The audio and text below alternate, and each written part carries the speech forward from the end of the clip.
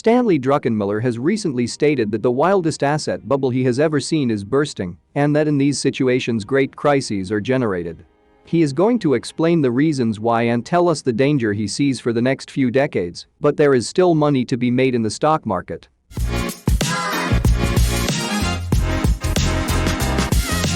Stanley Druckenmiller is one of the best investors in history. His fund returned 30% per year on average for 29 years, from 1981 to 2010, when he closed his fund. Moreover, he did so without a single year of losses. In a recent interview he said the following: "The wildest asset bubble I've ever seen is bursting. You know how the worst economies happen after asset bubbles? The 1930s in the US, after 1989 in Japan, after the real estate bubble burst. In 1929 there was a huge witch brewing during the 1920s.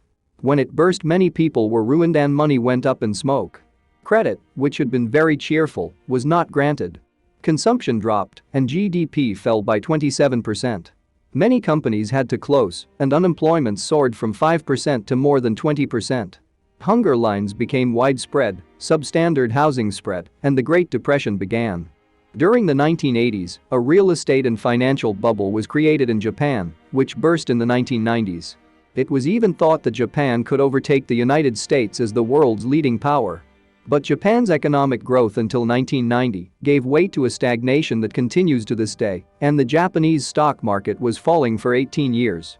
During the 2000s, the real estate bubble was fueled, which finally burst in 2008 and generated the biggest economic crisis since the 1930s. These were the consequences of these three big bubbles, and now Stanley Druckenmiller indicates that we are in another one.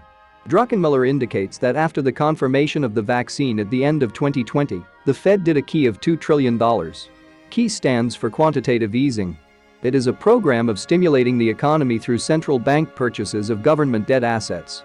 QE is sometimes colloquially described as printing money, since the purchase of assets by the central bank is done with new money created by this institution. QE began to be used in Japan in the 2000s and in the United States and Europe after the 2008 crisis. Here we see the Fed's 4 periods of QE. The latest QE, the fourth, the one after the pandemic, has been the largest of all by far. The opposite of QE would be QT. Druckenmiller comments that after QE 4, you had the strongest boost in employment in history. At the same time, his partner in crime, the administration, was applying more fiscal stimulus again after the shot, after it had become clear that no further emergency measures were needed. Druckenmiller understands that with the onset of the pandemic and the global slowdown, the economy will need to be revived in the spring of 2020, but that all the stimulus afterwards has been a mistake that has further increased a large asset bubble. Druckenmiller adds, "If you look at what the Fed did, the radical bet they made to raise inflation 30 basis points from 1.7 to 2%, that to me is kind of a risk-reward gamble. Gambling to win 1 and stand to lose 40? And they lost. And who really lost? The poor people in the inflation-ravaged US, the middle class, and I guess the US economy for years to come, due to the extension of the asset bubble over time." Druckenmiller points out that this massive bet is threatening the credibility of 40 years with inflation. When he started with the fund in 1981, inflation was also high, even higher than now. Specifically, there was 15% inflation in the United States. In addition, there were 2 recessions in a row, and the 1981 recession was a hard recession, which brought unemployment to 10.8% in 1982. Despite this, Druckenmiller believes there are 4 factors that make the current situation look worse than it did then. "I would be surprised if we don't have a recession in 2023. I don't know the exact timing, but it will be late 2023. I wouldn't be surprised if it's not more severe than the average of other recessions, and while it's not my forecast, I don't rule out something really bad. Why? Because if you look at the liquidity situation that has driven this, we're going to go from all this QE to QT. We're still in an asset bubble. We've been doing all this by spending the Strategic Petroleum Reserve. It is now below 1984 levels, although obviously oil consumption is now much higher. In the oil crisis of the 1970s, part of the Western world ran out of oil, and also its price multiplied several times. To prevent this from happening again, many countries decided to create oil reserves and use them in emergency situations. For example, it is estimated that Spain has enough oil in storage to survive without having to import it for 110 to 120 days. The European Union average is 140 or 150 days. Here we have the strategic reserves of the United States, which are around 400 million barrels. They have dropped significantly and are at 1984 levels, as Druckenmiller was saying, but consumption now is much higher than it was in 1984, so the current reserve would run out much sooner than it did in 1984. We have had a lot of short-sighted policies that have the contraction of liquidity. QT has been almost entirely offset by Janet Yellen depleting the Treasury savings account. Quite a surprising policy, by the way. She could have sold 10-year bonds for less than 1% during that time. Instead, she depletes the Treasury savings account. She can continue like this for a while, and we can go tugging on the Strategic Petroleum Reserve for a while as well. In the short term it is stimulative, but by 2023 it will be something else. So, our baseline scenario is a hard landing by the end of 2023, but I don't know, I've been wrong about a lot of things. I could be wrong on this, but since I do this for a living, this is our forecast, a recession in 2023. If you are enjoying this video and want to be aware of new videos, subscribe to this channel and turn on notifications. Let's move on to the second factor.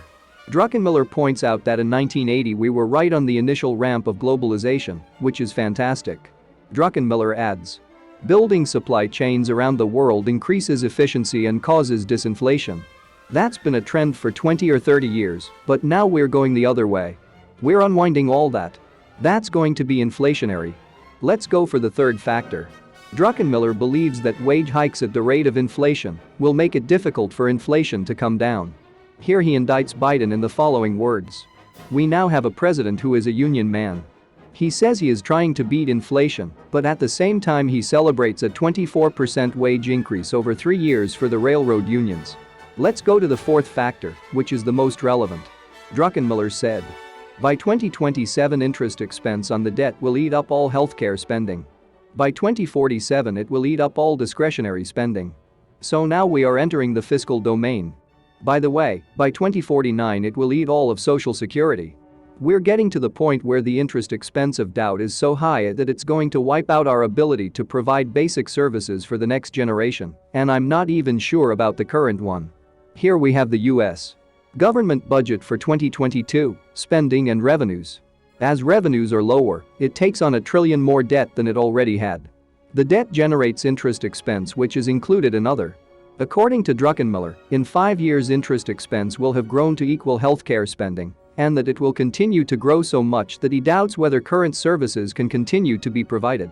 At that point, the interviewer said that maybe the two of them would be okay, and Druckenmiller replied, because we will be dead. In addition to these 4 factors, he points us to a detail that he considers positive. He says that the Fed made a big mistake at the end of 2020 and in 2021 by continuing to stimulate the economy, but that right now he likes everything he hears from the Fed.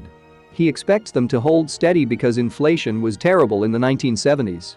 He believes that even if there are going to be negative consequences on the economy in the short term and rising unemployment, it is necessary to end inflation. But according to Druckenmiller, the stock market is going to have a very difficult decade, and he gives his reasons.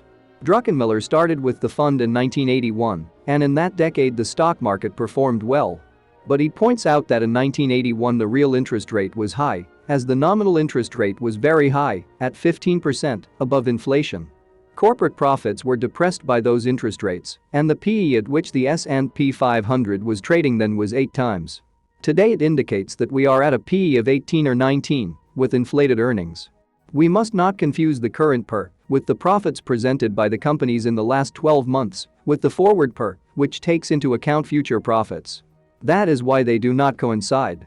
What Druckenmiller tells us is that in 1981 the stock market was very cheap, and in addition companies' profits were depressed by high interest rates. Now it is more expensive than it was then, although it is at more or less normal levels, but with profits that have expanded over the last decade with the help of all the economic stimulus. The bull market of the last 10 years has been caused by putting everything into hyperspeed, with 30 million key and interest rates at zero. Now you are suffering the consequences of that, and all those factors that cause a bull market are not only stopping, but reversing. We will go from key to QT. To this he adds the following. You can have a 10, 15, 20-year period where the market goes nowhere. That doesn't mean you can't make money. You could have made a lot of money in the 1970s. At various times we had 60% rallies. We've had a hurricane behind us for 30 or 40 years. It's reversing. And I wouldn't be surprised, in fact it's my central forecast, that the Dow Jones won't be much higher in 10 years than it is today. As Druckenmiller was telling us, he can be perfectly wrong.